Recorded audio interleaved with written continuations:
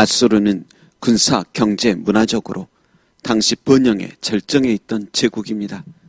그런데 그렇게 세계를 제패하고 있던 앗수르와 그의 수도인 니느웨를 향해 주께서 나훔 선지자를 통해 파수꾼처럼 외치십니다.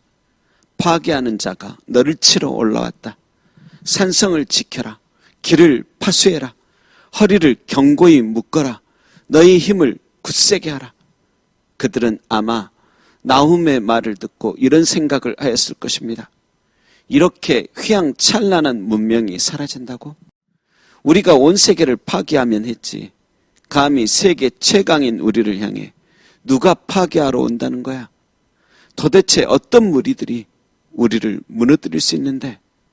여러분, 원래 앗수르 제국의 니느웨 도성 사람들은 100년 전 요나 선지자가 심판을 예언할 때 모두가 벌벌 떨며 금식하고 회개하던 이들이었습니다. 그래서 하나님께서도 진노를 멈추시어 심판이 연기된 곳입니다. 그런데 이제는 100년 전 그때와 전혀 다릅니다. 이제 그들은 온 세상의 비옥함과 평안함을 빼앗아 먹고 오만함과 교만으로 배불러 주님의 경고를 철저히 무시합니다. 여러분, 예전 큰 히트를 쳤었던 타이타닉이라는 영화를 보셨을 것입니다. 당시 타이타닉호는 최고의 기술과 인테리어, 철강 구조물로 만들어져 신조차도 이 배를 침몰시킬 수 없다고 자부할 정도의 자랑거리였습니다. 타이타닉의 선장과 그 배를 타는 사람들도 우리는 최고의 배에 올라탔으니 안전하다고만 여겼습니다.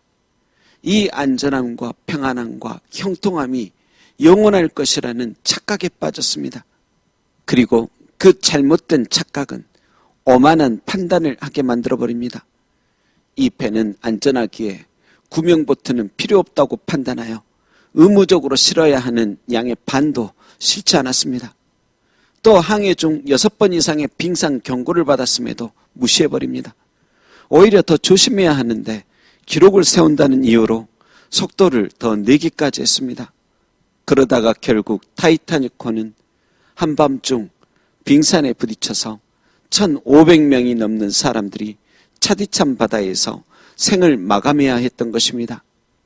옛날 앗수르 제국처럼 그 형통함, 안전함, 평안함이 영원할 것이라는 지속의 착각에 빠져 여기저기 외치는 파수꾼 같은 사람들의 경고와 신호를 무시하고 반응하지도 않았으며 애초부터 사고를 준비조차 하지 않은 것입니다. 그렇듯 니느웨 역시 곧 바닷속으로 빠져 들어가는 타이타닉호 같은 것입니다.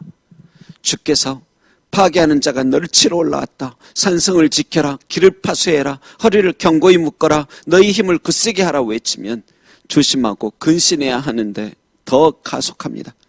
우리는 천하무적이라며 더 막무가내로 살아갑니다.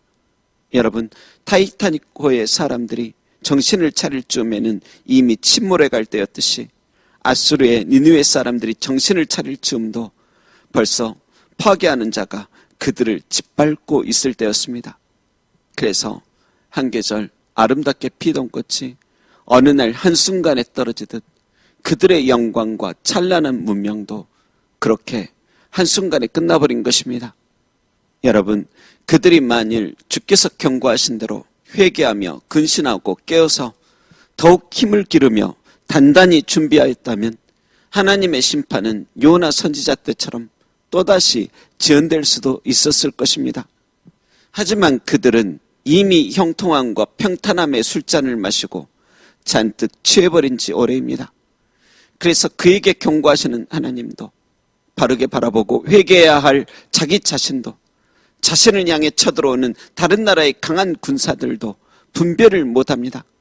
오만함에 취해 외치는 자의 소리를 듣고 싶어 하지도 않고 눈을 떠 보려 하지도 않습니다.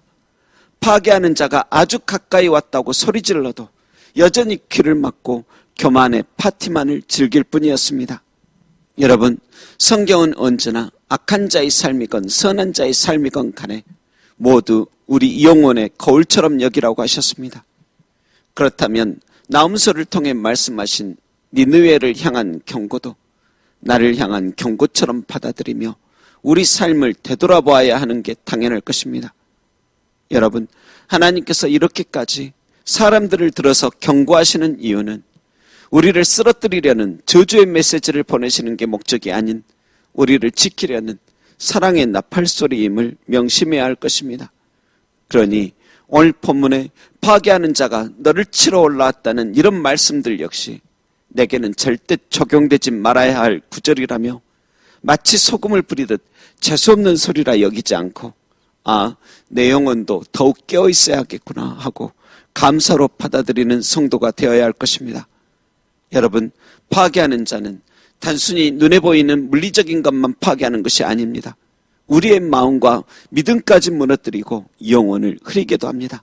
그러니 우리도 파괴하는 자가 나를 치러 올라오는 것을 안다면 내 믿음의 산성을 지키고 하늘 가는 밝은 길을 파수하며 허리를 견고히 묶고 힘을 굳세게 해야 할 것입니다.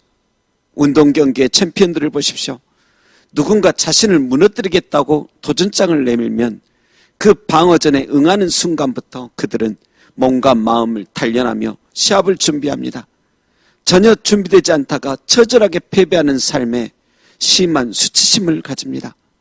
혹시 질 때는 지더라도 그래도 나는 최선을 다했으니 후회는 없다는 그런 고백을 남기기를 챔피언들은 원합니다.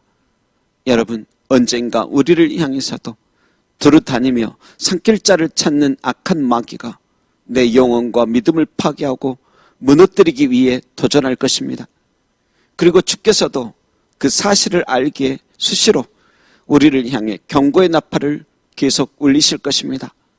그런데 그때 우리가 예수 무시하며 귀를 막고 눈을 감으면 우리는 처참히 짓밟힐 뿐입니다. 그러니 준비되어야 합니다. 허리를 동여매고 힘을 길러 우리의 산성 지켜내야만 합니다. 무엇보다 나 혼자서만 싸우려 들면 무너지고 피할 수밖에 없으니 합심하여 서로 기도하고 우리 안에 계신 성령님을 의지하여 방어하고 전투해야 할 것입니다.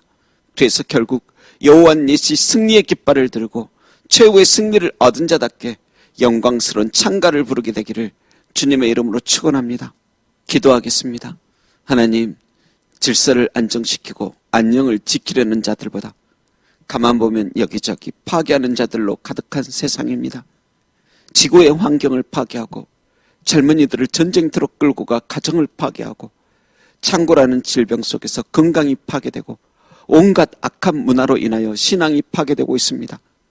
넓고 아름다운 지구인데 우리의 후대들이 살 땅이 너무 좁고 더러워져 갑니다. 하나님, 이제 깨어 우리와 후대의 양심과 믿음과 경제와 환경을 조금이라도 지켜주는 자 되게 하소서. 영적으로 깨어 준비되어 모두 승리하게 하옵소서. 감사드리며 우리를 사랑하시기에 경고하시는 예수님의 이름으로 기도합니다. 아멘.